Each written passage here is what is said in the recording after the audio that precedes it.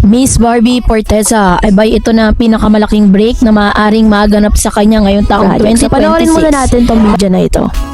Mong gumanap sa iyong buhay Naku po. sa isang pelikula.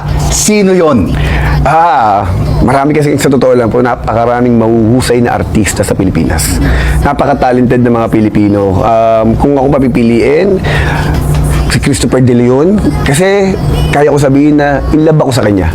Kasi sa pagiging professional niya, sa pagiging yung dedication niya sa trabaho niya. Kaya pala sabi ko, kaya pala siya si Christopher De Leon. Kasi sabi ko, alam niyo po, sa script namin, kahit maliit na detalye talaga inaaral niya, pinaghahandaan niya. Kaya pag pinanonood ko siya, sabi ko, wow. Sabi ko, grabe si Tito Boyet. Kaya sobrang paghangat, pagrespeto, at napaka-professional. Sobra. Kaya sabi ko, sana balang araw pag tumanda ako, kahit paano, kahit konti, may makuha akong katangian niya bilang artista. Pero kung ang titulo ng pelikula ay The Life Story of Coco Martin, sino among the young actors would you like to play Coco Martin? Sino ba? Marami kasing magaling ngayon, like si Joshua Garcia. Sino pa ba? Oo. Madaming mga magagaling ngayon. Sila Kyle Chari. Marami pong magaling na. Who would you like to play the role of Julia sa pelikula?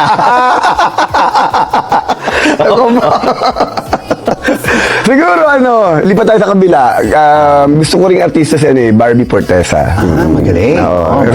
Cute, very light, positive, gano'n. Which is marami rin sabi ko nga, Sa isang sit-down interview nga ni Mr. Coco Martin sa isang programa sa ANC, kung saan natanong siya kung sino po ang gusto niyang gumanap bilang Julia Montes sa kanyang kung isa sa pelikula yung kanya pong buhay.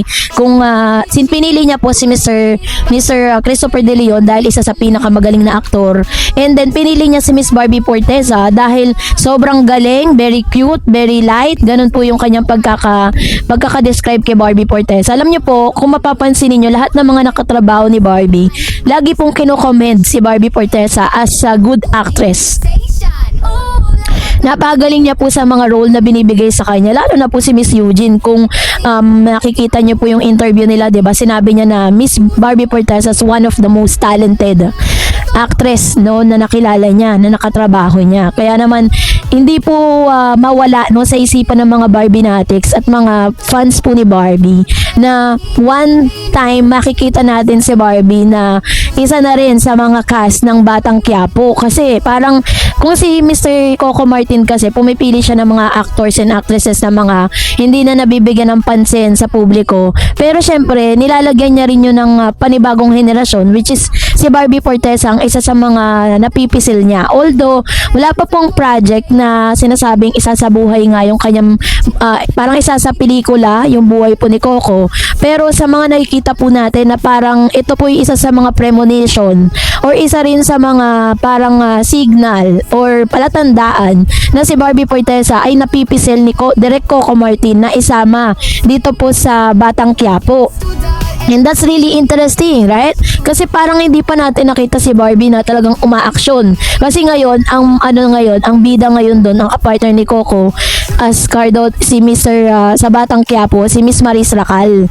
So ngayon, ang nakikita natin na susunod na batch, Miss maaring Miss Barbie Forteza. Ang request nga ng ilang mga Barda fan na dapat na sana ay kasama din si David Licauco doon po sa pagpipilian. Di ba kasi deserve naman nilang dalawa na mabigyan ng big break. At tulad po si David, gusto niya na magkaroon po ng parang guesting or magkaroon po ng isang program. Ngayon nga, di ba, yung Never Say Die niya, sobrang grateful siya kasi ang dami niyang natutunan.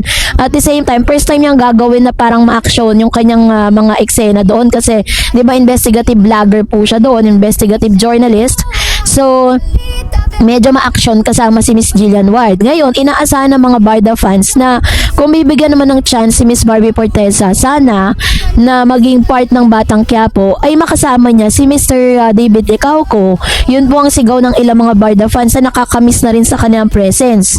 Hindi man po sila magtagal bilang mga cast nun kasi that's really an ABS-CBN po kasi yun ABS-CBN na teleserye, diba? So, sana man lang maging part po sila ng makasaysayang serye na yon, na teleserye ngayon ng Batang Quiapo, kasi syempre napakataas lagi ng rating ng Batang Quiapo, at pag napabilang ka doon po sa programa na yon, mapapasama ka sa history, 'di ba, ng mga remake na ito na pinag-uusapan lately. So I hope and we pray na talagang ito na po yung isa sa mga biggest blessing ni Miss Barbie as well as ni Mr. David Licauco.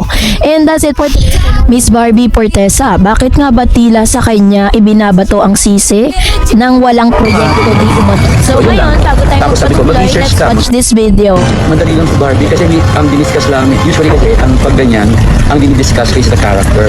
So hindi ko kinukwento. Ang kwento, parang gist lang. So anak ko dito ng ganito, medyo ano pa, disturbed ka, may ganito ka, may problema ka, ganyan. So yun lang. Tapos sabi ko, mag-research ka.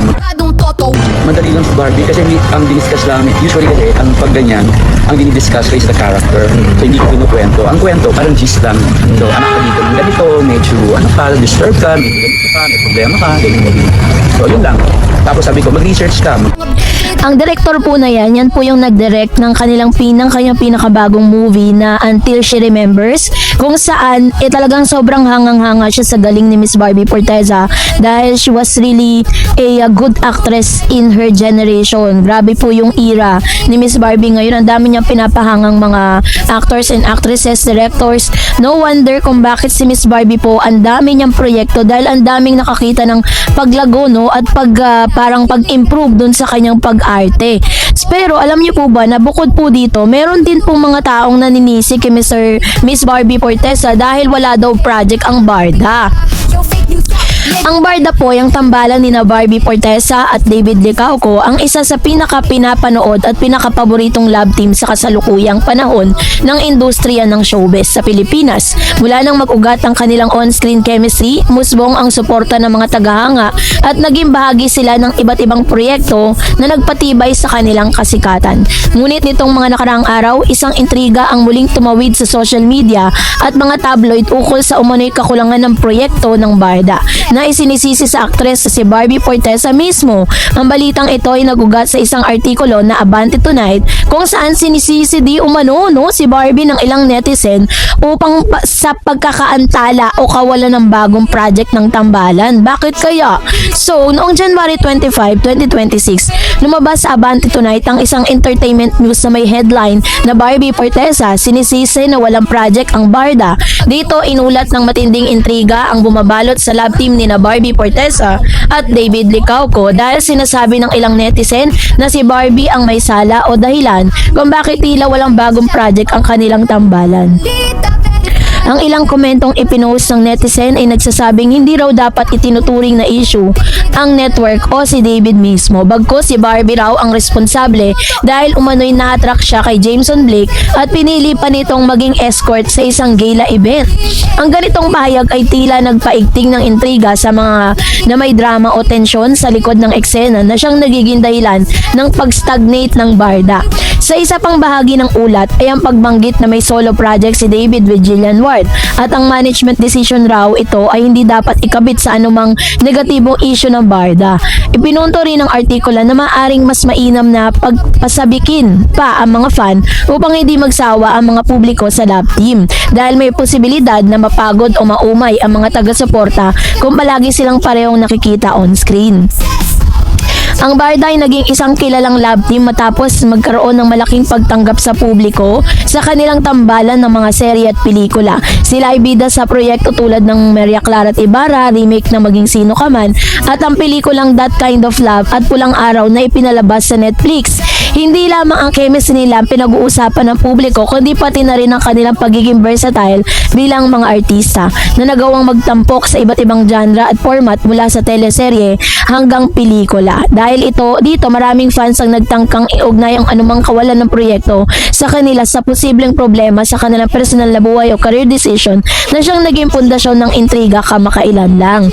So, sinasabi dito na si Miss Barbie Portesa ang itinuturong dahilan kung bakit daw walang project ang Barda. Well, in fact, is katulad po ng sinabi po ni Miss Barbie sa kanyang interview na meron po silang proyektong gagawin ni Mr. David Licauco. It's just so happen, ang dami pong mga naka-line up. And tama po yung sinasabi ng ilang mga showbiz insiders na isa rin sa mga dahilan kung bakit parang mas pinoprolong yung agony ng ilang mga Barda fans sa mapanood po sila. Dahil gusto rin po ng management na manabik, 'di ba? Totoo naman yun kasi talagang para hindi magkaroon ng umay, tapos kapag dumating na yung time na sobrang sabik na kayo, talagang bibigyan nyo na po ng pagkakataon yung sarili ninyo na talagang panoorin ano man yung projects na gagawin sa Barda. Pero wala pong pointless po na parang isisisi natin kay Barbie kasi wala naman siyang kasalanan when it comes to decision making sa mga projects. Ang tangi lang pong magiging desisyon po ni Barbie at David Licauco is dun sa mga eksena. Like for example, ayaw ni Barbie magkaroon ng kissing scene sa ibang mga katrabaho niya, pwede yun. Ganon din kay David Licauco, pwede rin po siyang tumanggi dun. Pero yung mga projects sa iyo offer is that's director's management call. Hindi po yun control ni Miss Barbie at David Licauco. Hindi para si Barbie at saka si David, napaka-professional po nila, 'di ba, when it comes to their job. So napaka-imposible na sila rin ang magiging dahilan para hindi magkatuluyan or hindi matuloy yung proyekto na niluluto para sa kanila. Kaya it's not right at it's not parang fair na isisi natin kay Barbie lahat. So kayo po, anong niyang saloobin patungkol dito, mag-comment kayo sa comment section. And that's it for today. For more videos and updates, please don't forget to like and subscribe, and please don't forget to follow my Facebook page, Dareds TV and Dareds channel. God bless everyone. Legit, bawal ang fake news, keep it lit.